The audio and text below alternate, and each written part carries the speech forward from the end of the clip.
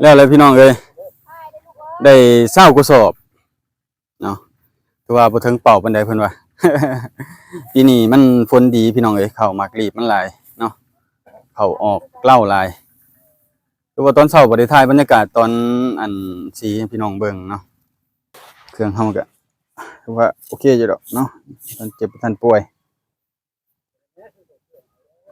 ได้สิไปเบิ่งผู้ใดอัปเดตอยู่หน้าแล้วพี่น้องเอ้ยมื้อนี้ก็ได้20 กระสอบเนาะ20 กระสอบตอนเช้า บ่หลายปานใดก็ได้20 กระสอบก็ยังโอเคเด้อพี่น้องเอ้ยมื้อนี้เพิ่นเอิ้นใส่เอิ้นหาแต่เช้าเลยพี่น้องเอ้ยดีใจเลยมื้อนี้เนาะข้าวกล้องนี่เติบพี่น้องเอ้ยมาแต่เช้าเนาะเป็นข้าวนิดหน่อยอยู่หน้าเฮือนพอดีพี่น้องเอ้ยพอดีเข้ามาบ่อนนี้เลยใกล้ๆกันเนาะมาตอนช่วง 6 โมงเช้า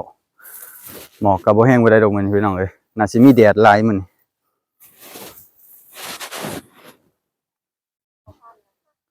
เขาลุงเพิ่นเลยพี่น้องเอ้ย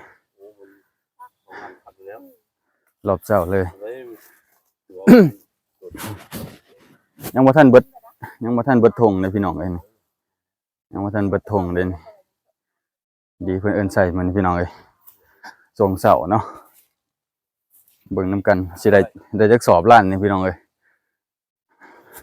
แต่ว่าเขาเล่างามอยู่เลยเขาล่ะพี่น้องเอ้ยเล่างามเขากองไงเติบเนาะนี่มากับอีพ่อ2 คนเหมือนเดิมสวงเสาเครื่องจีนเนาะเครื่องเฮาก็ได้เครื่องลอยเลยพี่น้องเอ้ยพ่นสิลอยบ่ยังมื้อเช้านะท่านเนาะ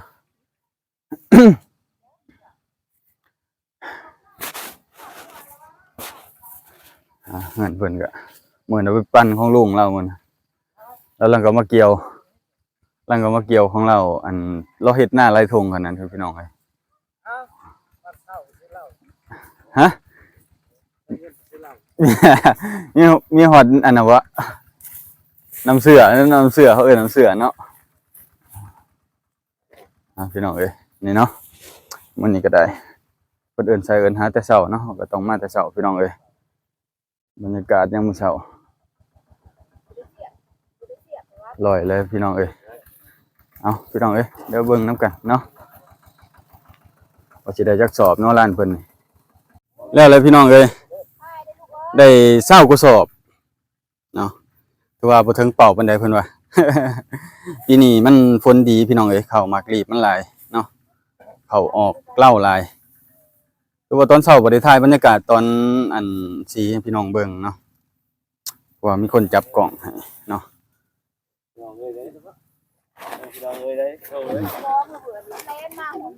ไปนี่บ่แล้วเข้ากล้องวะโอ้ FC ได้นี่เอาพี่น้องเอ้ยมันนี่ก็สีช่วงเช้าเนาะลุงแล้วมาสีเกี่ยวบ่ทันเบิดดอกพี่น้องเนาะปีนี้ข้าวมันบางเพิ่นว่าข้าวมันออกรีบหลายเนาะเล็กน้อยเพิ่นสิไปโรงเรียนเด้นี่เอาพี่น้องเอ้ย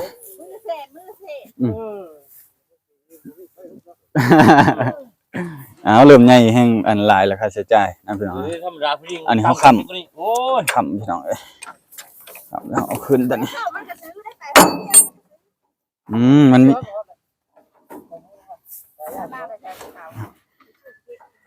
เพื่อเขารู้จักแล้วเขายังเหลืออีกหลายพี่น้องเอ้ยโอ้ยังทางน่ะมันเบิดเนาะของเขาเจ้าอันนี้ลูกชายเพิ่นแม่นบ่เวลาเป็นผู้ชายหรือเป็นกระเทยฮะ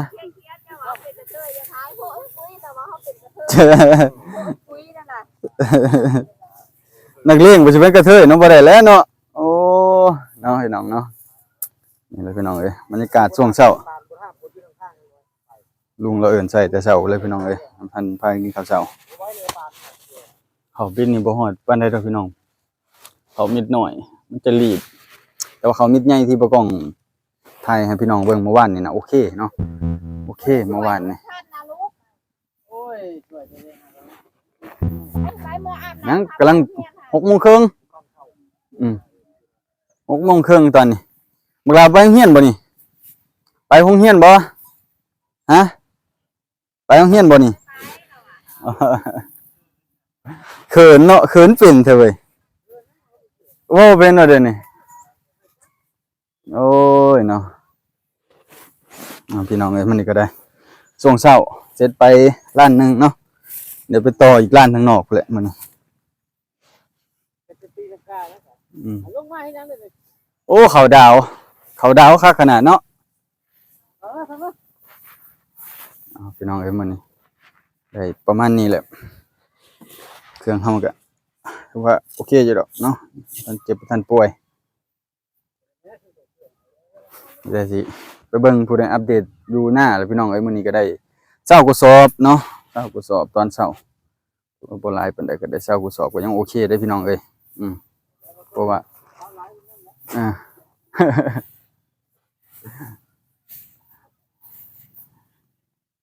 อันนี้เฮ็ดหน้าไรทงอันนี้นะ ลงละ30โซ เฮ็ดหน้าขายเขาได้ลุงแล้วเนาะขายเขาแล้วก็เอามาซื้อเครื่องดื่มเนาะสู้กำลังเพิ่นก็ได้ขับบ้องนึง เออ เอาพี่น้องเอ้ยประมาณนี้เนาะสิมื้อแล้วบัดนี้ออกมาเบิ่งอยู่หน้าพุ่นแล้วพี่น้องเอ้ยบ่กล้องก็ได้ช่วงเช้าบรรยากาศเด็กน้อยนักเรียนกำลังพากันไปโรงเรียนเนาะเช้าให้เช้าหน้าก็พากันลังออกให้ออกหน้าแล้วพี่น้องเอ้ยหลายๆคนเนาะเอาก็พากันกลับแล้วพี่น้องเอ้ยบัดนี้ไปเบิ่งพุ่นแหละบ่กล้องก็มาแต่เช้าเนาะหากินข้าวกินน้ำแล้วก็ออกมาหน้าเจ้าของพี่น้องเอ้ยหลังจากที่เฮามาแต่อันปั่นข้าวสีข้าวมันก็จอดเนาะพี่น้องเนาะเฮาก็มาถอดหัวพี่น้องถอดหัวรถนี่เปลี่ยนไปใส่รถแก้ข้าวบัดนี้เป็นรถไถเดินตามเฮาเนาะเป็นเฮือนไม้มาก็ถอดออกพี่น้องเพราะว่าเฮาสิไปแก้ข้าวตัวก็เก็บเลี้ยงข้าวอยู่หน้าพี่น้องให้มันแล้วเนาะเพราะว่าเฮ็ดกึ่งๆกลางๆน้องเทื่อเขาเจ้าเอิ้นไปปั่นข้าวก็สิซออีกพี่น้องเอ้ยเอาฝ้าวเฮ็ดฝ้าวแล้วนะพี่น้องเนาะมื้อนี้ไปปั่นมาก็ได้20สอบนะพี่น้องเนาะร้านนะตอนเช้าตั้งแต่เช้าเลยแหละเพิ่นปลุกกันแต่เช้าเนาะที่แรกว่ากินข้าวกินน้ำแล้วเนาะเพิ่นเอาแต่เช้าก็แล้วแต่เช้าแต่แค่นี้แต่ว่าข้าวแห้งพี่น้องข้าวแห้งละเอียดดีเนาะเครื่องก็บ่ค่อยกั้นปานใดเนาะไทยเฮาก็ใส่ซองงั้นนะพี่น้องเนาะเฮาลากเครื่องปั้นแล้วก็ลากอันนี้อีกลากอันนี้บ่ได้ดนพี่น้องเนาะมีแต่แก้ข้าวแก้น้ำซื่อแก้ข้าวแก้น้ำแล้วก็สิเบิดนะพี่น้องเนาะ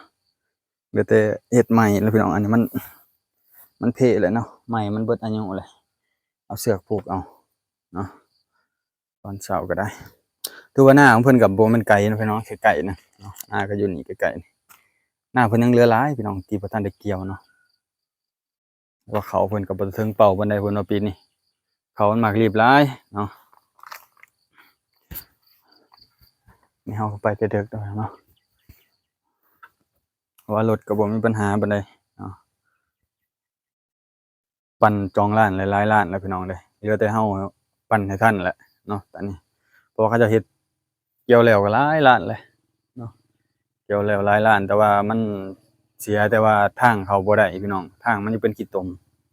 ทางมันเป็นขี้ตมหลายเนาะเขาก็สิมีเขา2แนวพี่น้องที่ก็จะพากันเกี่ยวกันก็ได้เขา2แนวจะเป็นเขามิดน้อยแล้วก็เขามิดใหญ่ฮะเขาอีกอมกับเขาขาวเนาะเครื่องนี้เขาก็ไปเฮ็ดใหม่พี่น้องไปแต่งอันใหม่แต่งแนวใส่คำน้ำมันเนาะคำน้ำมันกับทั้งหม้อน้ำพี่น้องอันนี้คือหม้อน้ำเปลี่ยนใหม่เนาะ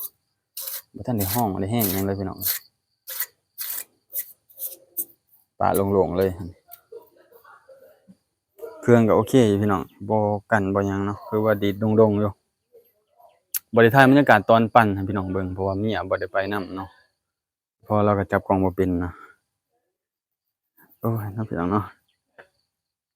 นี่แหละมีแต่สิออกไปหน้าเลยพี่น้องไปเบิ่งบรรยากาศอยู่หน้าพุเนาะอยู่หน้าเฮาก็ได้เรือบ่หลายเด้อพี่น้องเอ้ยรถก็คนเบิดมื้อเมื่อวานนี่ก็ได้เนาะคนกับอีพอ2คนเมื่อวานนี่คืออัปเดตให้พี่น้องได้เบิ่งนำกันนั่นแหละเนาะสอบเฮาก็ใส่สอบปกติร้านจะมีสอบของตัวเองนะพี่น้องเนาะคือเฮาก็มีสอบของตัวเองแล้วเขาจะไปเทใส่เราเขาจะเนาะพี่น้องเนาะ เตะเสร็จแล้วเขาจะมาส่งเฮาบัดนั้นพี่น้องอืมส่งเฮาเดี๋ยวนี้รุ่นนี้เขาจะนิยมกันนะแถวนี้พี่น้องเนาะนิยมหลายเพราะว่าเอามาจากขอนแก่นพุ่นแหละเนาะพัฒนาการเกษตรจากขอนแก่นเกษตรพัฒนาเพิ่นว่าขอนแก่นเนาะมื้อนั้นก็เฮ็ดกระจกเสียพี่น้องกระจกเสียโอ้ย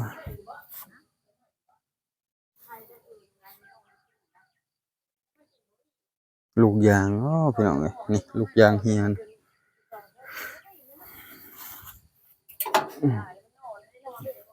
เอาพี่น้องเอ้ยเดี๋ยวเราออกมาหน้าพุ่นแหละพี่น้องเอ้ยเบิ่งบรรยากาศอยู่หน้าเพราะว่าช่วงเช้าก็โอเคแหละมื้อนี้เนาะได้ล้านหนึงเลยเฮาเฝ้าไปเฮ็ดของเฮาเองพุ่นแหละพี่น้องเอ้ยเอาไปเฮ็ดของเฮาเองอยู่หน้าเฮาพุ่นแหละเนาะ